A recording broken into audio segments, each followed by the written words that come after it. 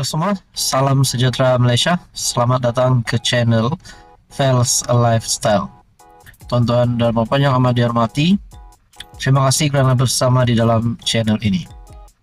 Betullah apa yang pernah kita dengar sebelum ini berkaitan dengan isu Pulau Batu Putih yang dikatakan akan kembali hangat. Bukan saja pemerhati politik yang membuat kenyataan, tetapi netizen juga ada menimbulkan persoalan berkaitan dengan isu Pulau Batu Putih ini. Saudara-saudara, sebelum ini kita pernah mendengar satu artikel yang menyebut daripada MyTV Online antara yang di Pertuan Agong 17, Mahathir dan Pulau Batu Putih. Dalam artikel ini juga menyebut antara yang di Pertuan Agong 17 Sultan Ibrahim, Mahathir dan Pulau Batu Putih. Isu Pulau Batu Putih akan kembali menjadi hangat. Antaranya sudah pasti isu kehilangan Pulau Batu Putih kepada Singapura. Pulau Batu Putih sebelum ini berada di bawah jajahan pemerintahan Kesultanan Johor Darul Ta'zim.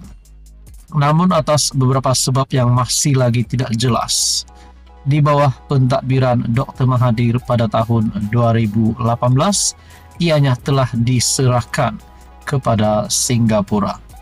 Nah, berkaitan dengan isu Pulau Batu Putih, saudara-saudara, yang terkini Tun Dr. Mahathir dalam satu pengakuan pada 22 Mei 2024, di mana artikel sebentar tadi diterbitkan pada Oktober 2023.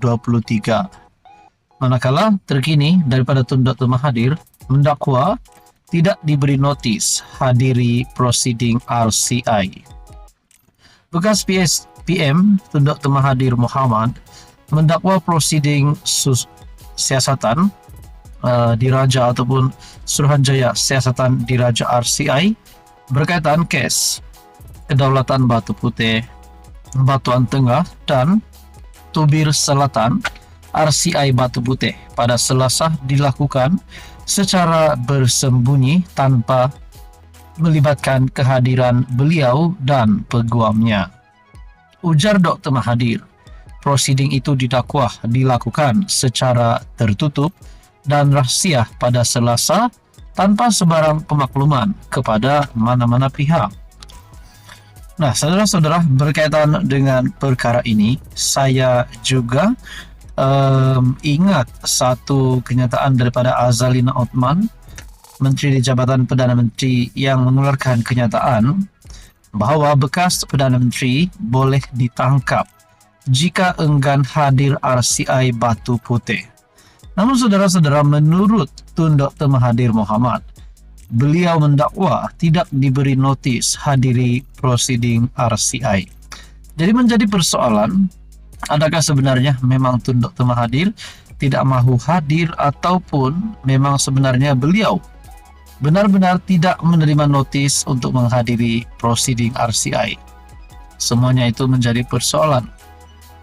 Menurut artikel daripada Sinar Harian, kesemua permohonan dan bantahan itu ditolak dan prosiding RCI itu diteruskan secara tertutup, katanya dalam platform X pada Selasa.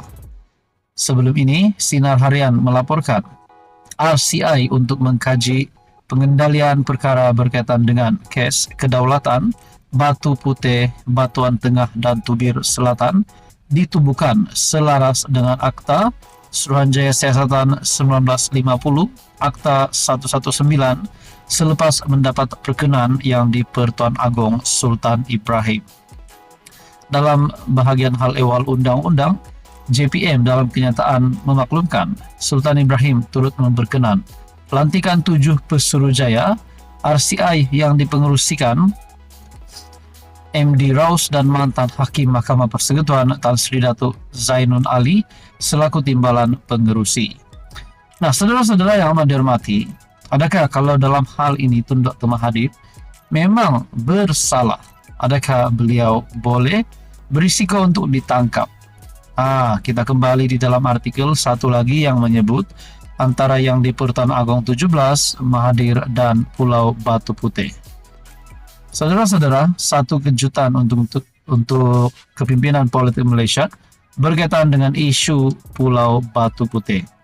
Seperti yang seluruh rakyat Malaysia tahu, Sultan Ibrahim memang terkenal sebagai seorang raja yang sangat tegas.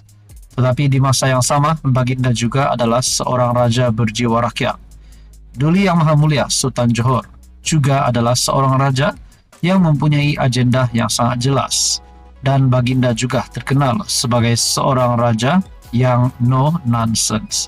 Saudara-saudara, berkaitan dengan hal ini, akhirnya Tun Dr. Mahathir membuat pengakuan tidak menerima notis, tidak mendakwa, tidak diberi notis hadiri proceeding RCI. Apa komen Anda berkaitan dengan ini?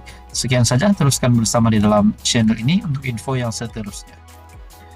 Hai, hello, salam sejahtera Malaysia. Selamat datang ke channel Fels Lifestyle.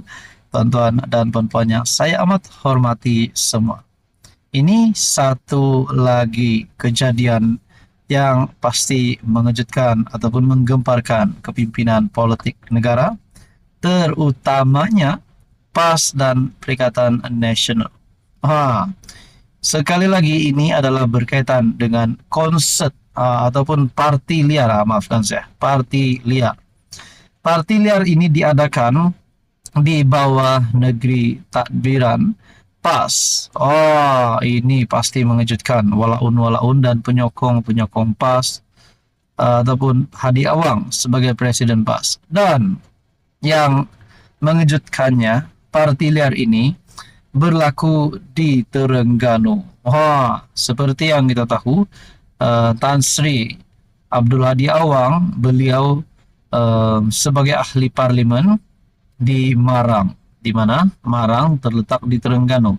Dan ini pasti mengejutkan dan sudah pasti ramai yang mempersoalkan kenapa parti liar ini diadakan di bawah negeri takbiran PAS dan Perikatan Nasional. Saya melihat dalam satu artikel daripada Sinar Harian, parti liar, Kerajaan Terengganu panggil pemilik resort. Pemilik sebuah resort persendirian di Pulau Lang Tengah akan dipanggil pada Kamis berhubung penularan beberapa keping gambar dan poster memaparkan penganjuran sebuah parti liar di kawasan peranginan itu.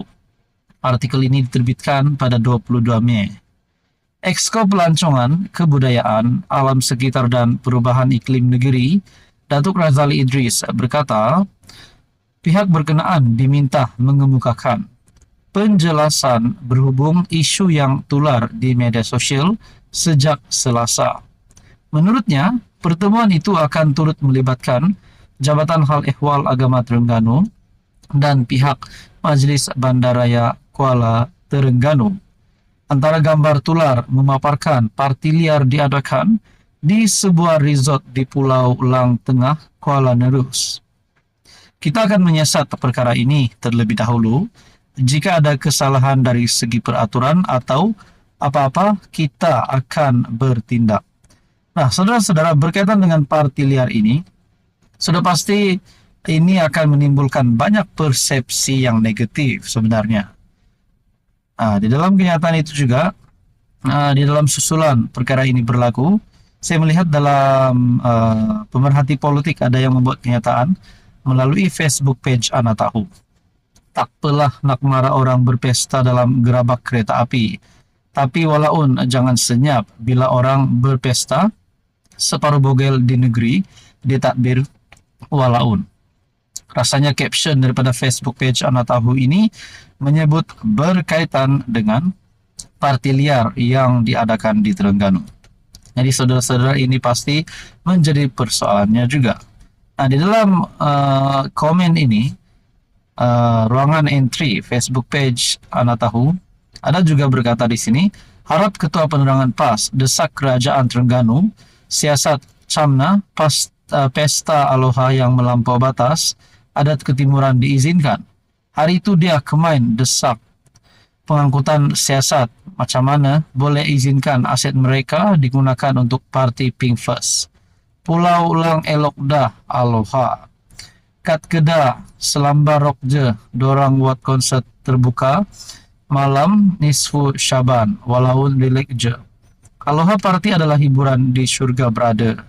Nah, saudara-saudara, di dalam ruangan komen kita boleh lihat hentaman ataupun serangan terhadap kepimpinan PAS. Nah, apa komen Anda berkaitan dengan isu ini? Sekian saja, teruskan bersama di dalam channel ini untuk info yang seterusnya.